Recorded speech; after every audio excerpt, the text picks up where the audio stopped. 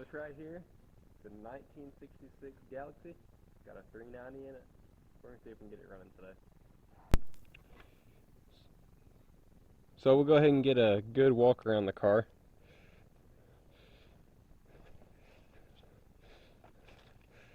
We'll start out by looking at the interior.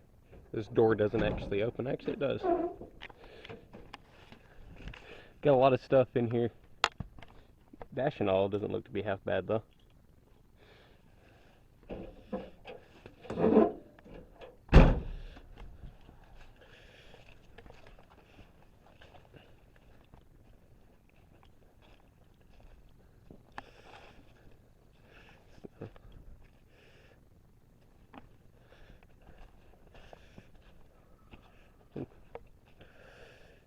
We got no tail lights. Well, let's see what's under the hood. Alright. Let's open the hood.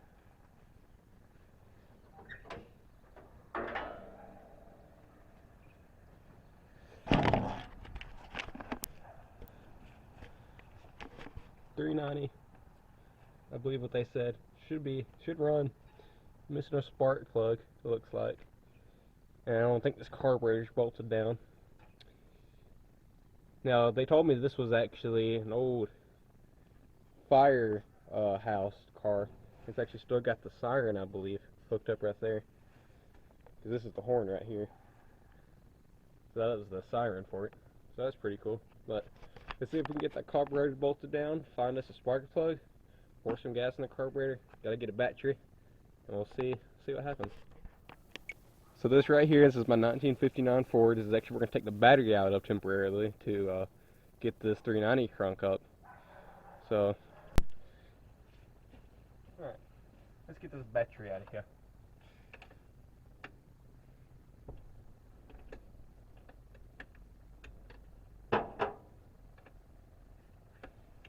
So it shouldn't be on there too bad.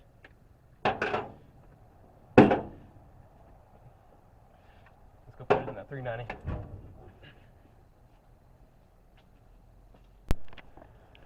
Alright, got the battery in it, got a spark plug wire on it. Carburetor is still not bolted down. It doesn't got no gas going to it, so it's still not going to fire. Well, let's see if it turns over. Alright, so we'll just turn it over.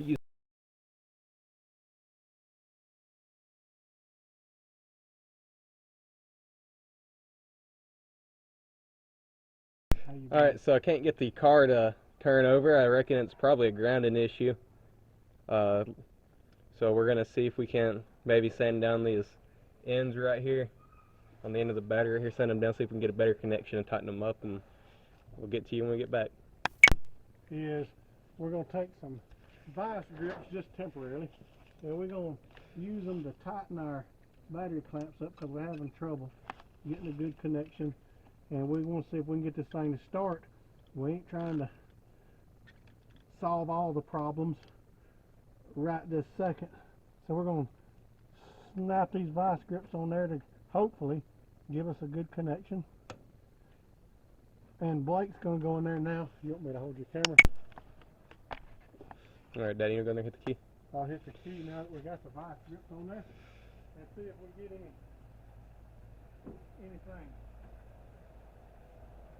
No, we ain't getting nothing. Alright, I mean nothing. Not a lick.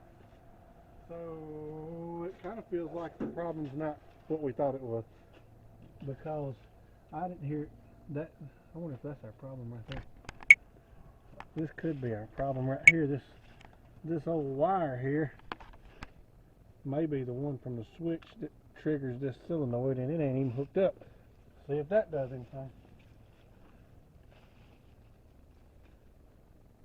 Alright, try it again. Still didn't do anything. So, what we're going to do to skip ahead here is we are going to just manually jump this solenoid and make the engine turn over and see if we can get it to turn over that way. So we'll be right back with something to jump that way. Got us a couple of things that we've added here to the mix. I'm going to put this little nut back on here so I won't lose it, because hooking that wire up didn't do us any good. So the way these work is they get power from the switch, and it basically tells the solenoid to make everything happen, and it joins these two together, make starter turn over. So we're going to just use this jumper cable to hopefully do the same process here. We're going to heat this side of it up, and let's see if it turns any.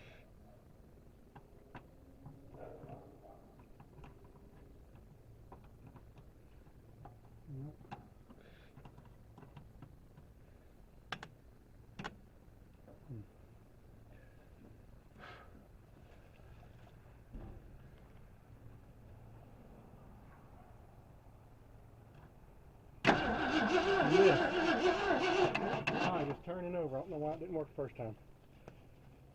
Alright, you still rolling there, Blakerator?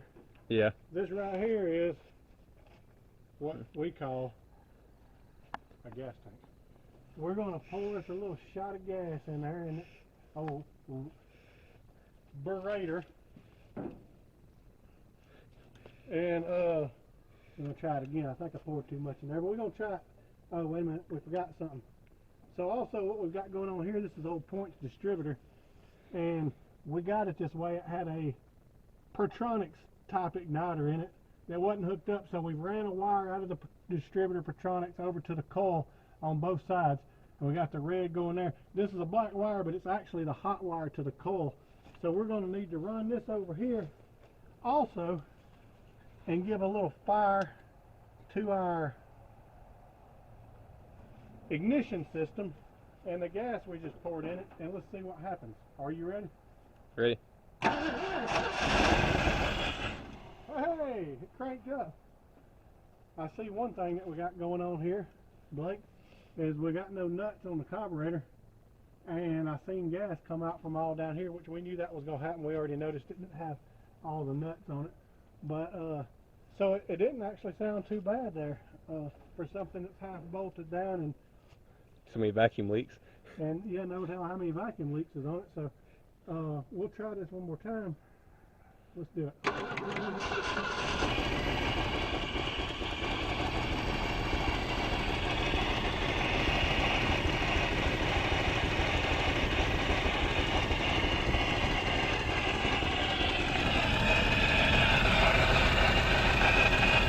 Leaking antifreeze.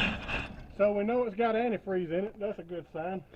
And I think that's it for this video. I think we got a lot of cleaning up to do here. We obviously don't even have a gas tank in the car. It's sitting inside the car.